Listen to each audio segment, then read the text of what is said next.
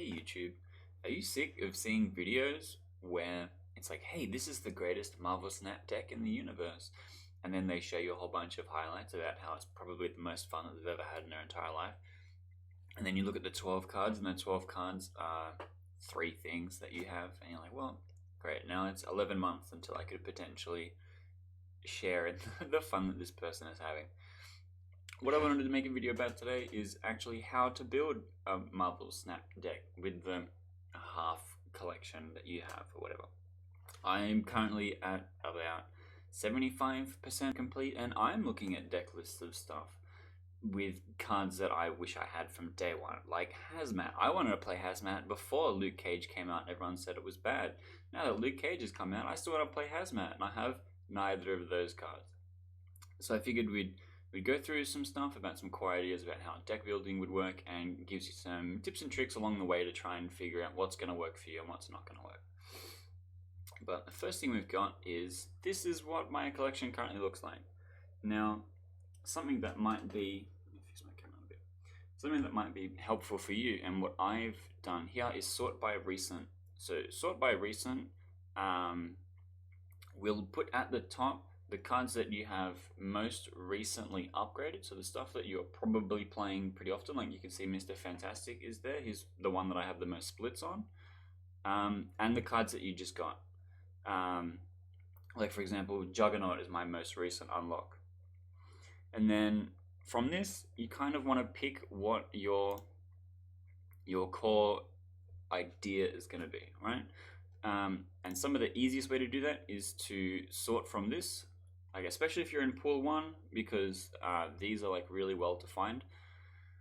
But if you're going to play something like No Ability, then you are going to need something like Patriot. If you're going to play something like Move, you might need its specific core card. Like for example, I don't have Human Torch, so I'm probably not going to make a Move deck.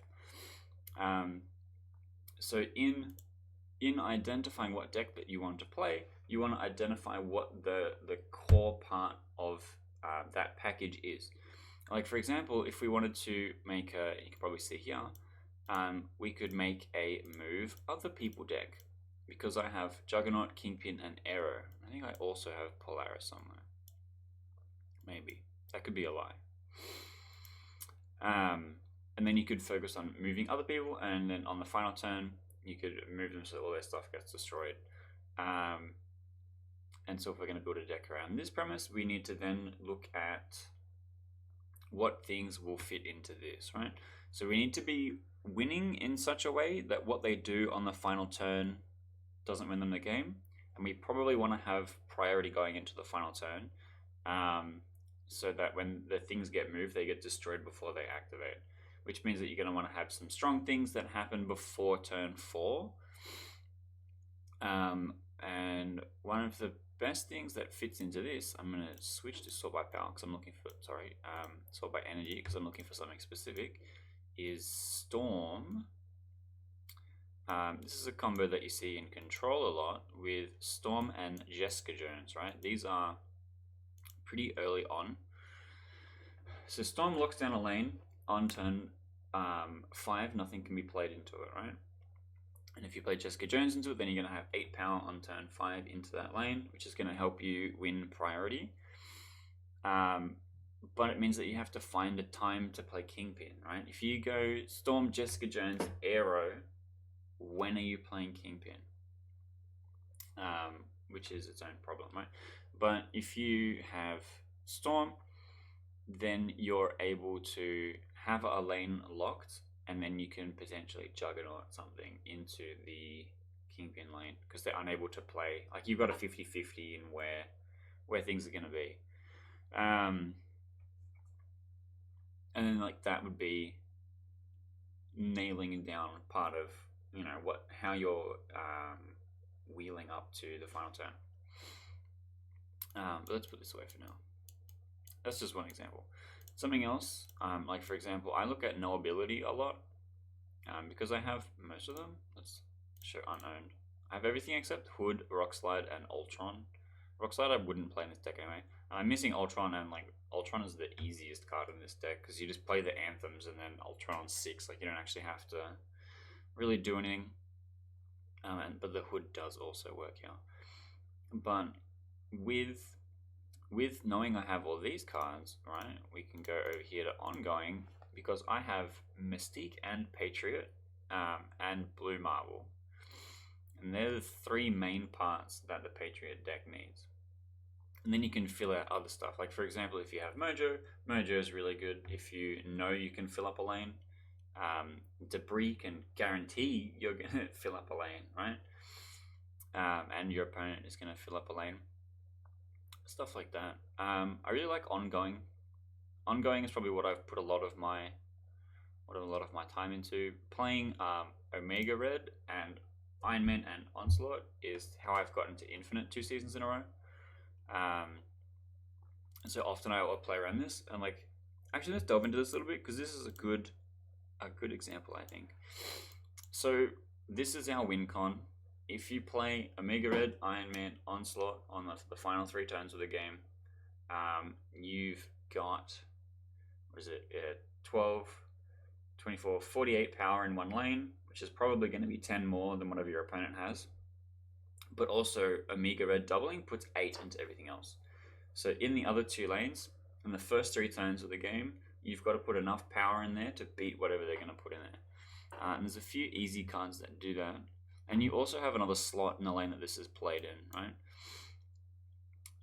So stuff like Punisher, Mr. Fantastic is really good, because if you're putting all of your Omega Red stuff into the middle location, then Mr. Fantastic is going to give 4 to the side lanes with the Onslaught buff, which means that Omega Red and Mr. Fantastic, like Mr. Fantastic adds half of what Omega Red is going to do.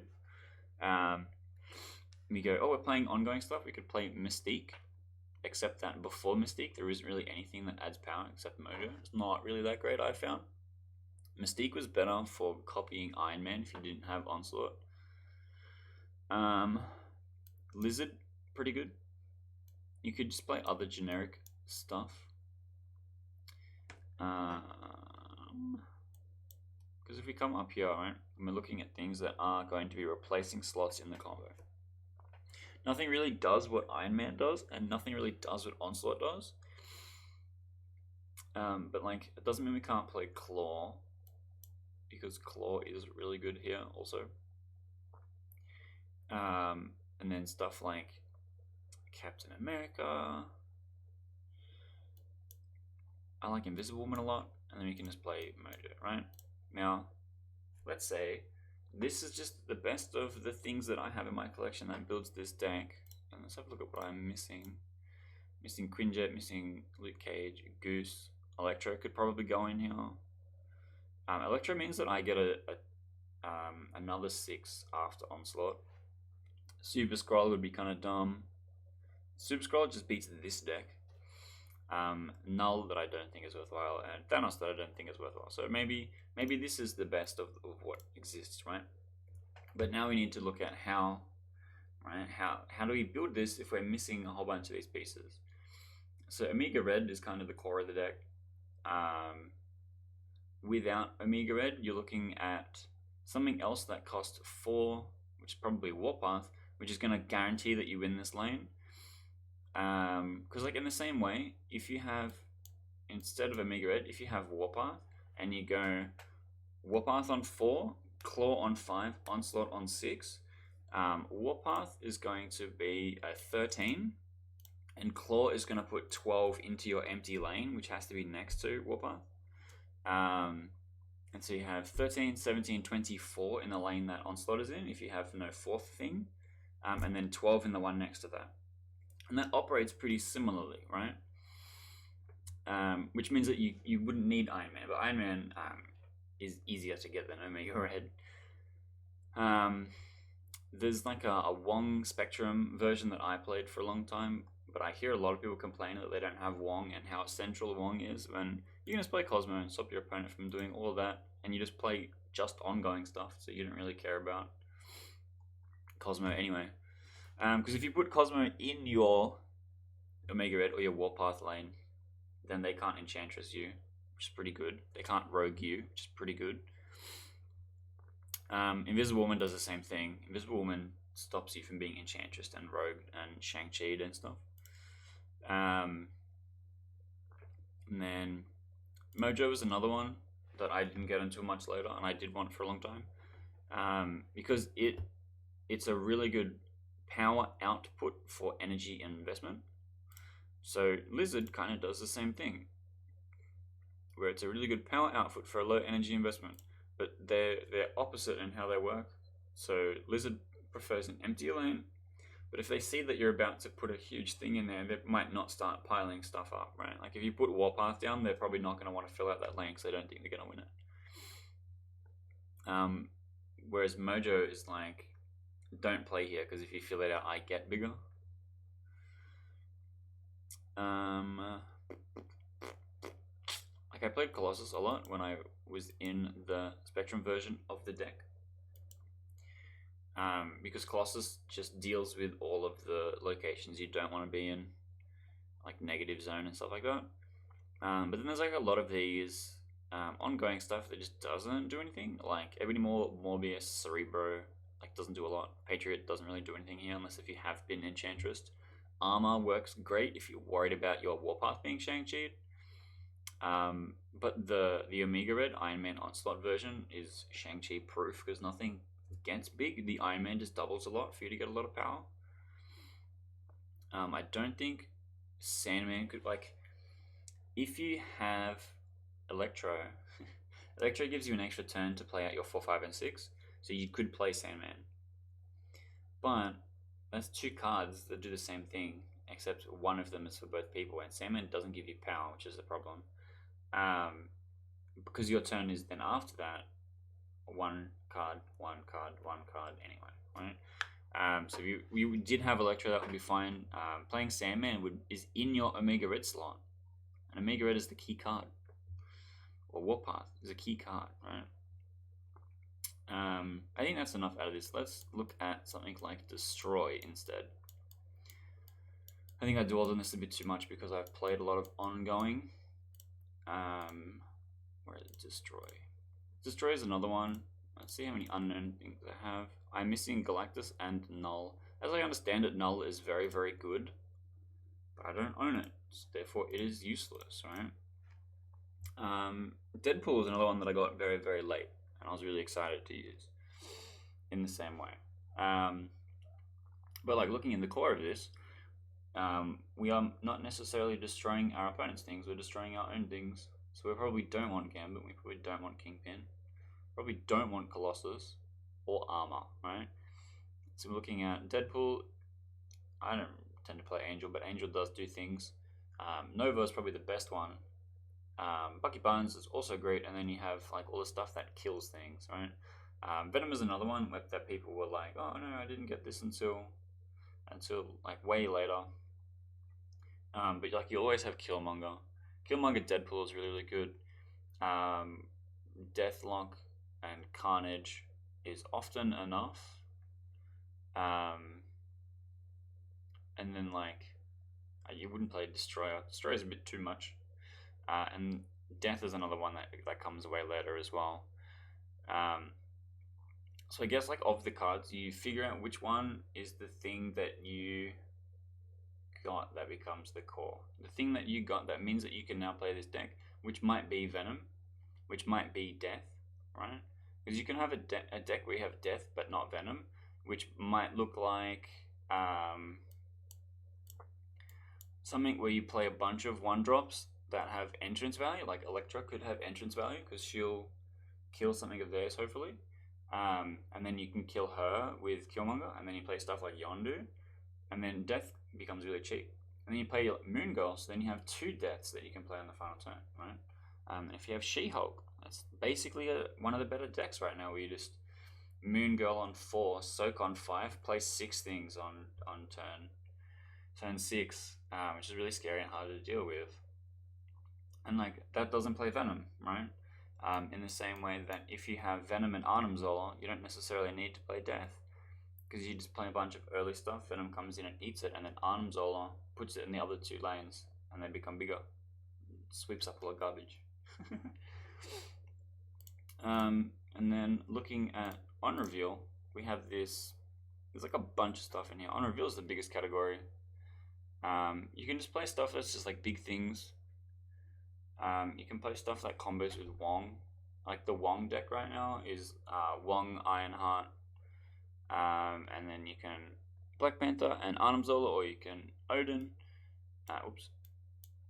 Can you not? I'm just trying to scroll here. And then we have like a lot of utility stuff here as well.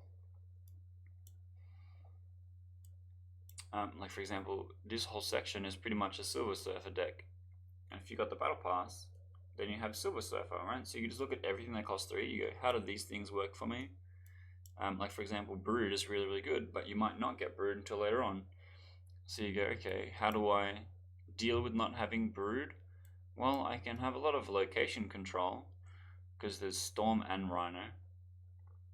I could play Nova and Killmonger and Wave, all these kind of things, and figure out how it's going to all work together, right? Like I have this stuff as well. I guess, I know it does at this point feel like a bit of a ramble, but the main part that I'm trying to get to is identify what the main card that you're trying to work with is, and how that one thing is going to win the game for you. Like for example, Death's got a lot of power on her, and then the thing that you have to work out is how to make it cheap enough to cast. Or like Omega Red, the way that Omega Red works is you have to have 10 more power than your opponent here, but it only adds 5. So they'd have to have -5 for him to activate, right? So you have to try and put a lot of power into that lane. And then knowing what that obstacle is between your key card and winning the game is how you have to build the deck, right? For example, in a control deck, Professor X, who is not unreal, Professor X says lock down this location. Cards can't be added, removed, or destroyed, but he only has 3 power. So in order to use this card, your opponent needs to not have 3 or more power in this location. And the easiest way to find out if they're going to have done that is to play Daredevil, right? Because Daredevil lets you see what's going to happen on turn 5, the turn that you would play Professor X. And so looking at your key card and how to best enable how that's going to work, you look at other cards in your collection and how that they're going to work together. And then once you've got that, that's going to be like 80% of your deck. And then you can start looking at stuff like, okay, what does my deck lose to? Is there a location that just destroys me forever, right? For example, Cerebro struggles with stuff like Muir Island, where if you play into it, your guys get bigger, and then Cerebro's turned off, basically. So if you're playing Cerebro 2, you can play Storm. If you're playing Cerebro 3, you can play Rhino. Or Magic, I guess. And that means that you can now play in this location. And then so you might have locations that are threats that you need to deal with, and then you need to play anti-location cards. You might have something like Mr. Negative, for example, has the downside where you're playing on the 3rd to last turn of the game, and that means you're only going to draw 2 cards that Mr. Negative has interacted with. Psylocke here says that you'll get 1 extra card because he comes down a turn early. Adam Warlock says that you could potentially get 2 more cards because if you're winning those locations, you're drawing cards. And then you go, okay, for Adam Warlock to draw me the cards I need him to have enough power to win a location. And he currently has 0, right? So then we go, well, actually, Bast does exactly that thing. He puts the card, he puts power onto the card in your hand, right?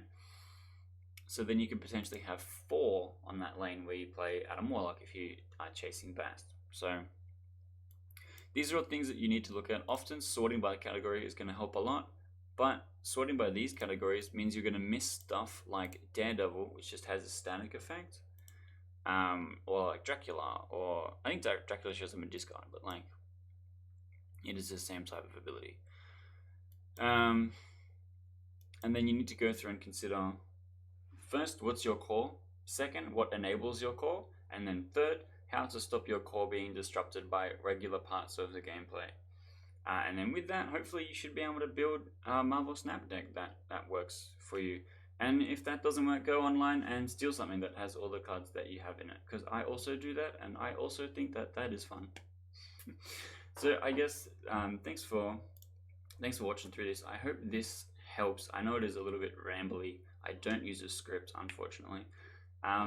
But I do have a lot of other Marvel Snap content on the channel. I'm playing a lot of different decks. Some of the decks that I talked about in here, I do play on the channel. There's like huge VODs up on here. There's also like little highlights of stuff, so you can have a quick look at what is going on and see if that is something you might be interested in playing. And you can find those things here. I put these buttons up at the end cards so you can have a look and click on them. So click on one of these and click the like and subscribe button. Just click everything, man. Click on my face. Let's go.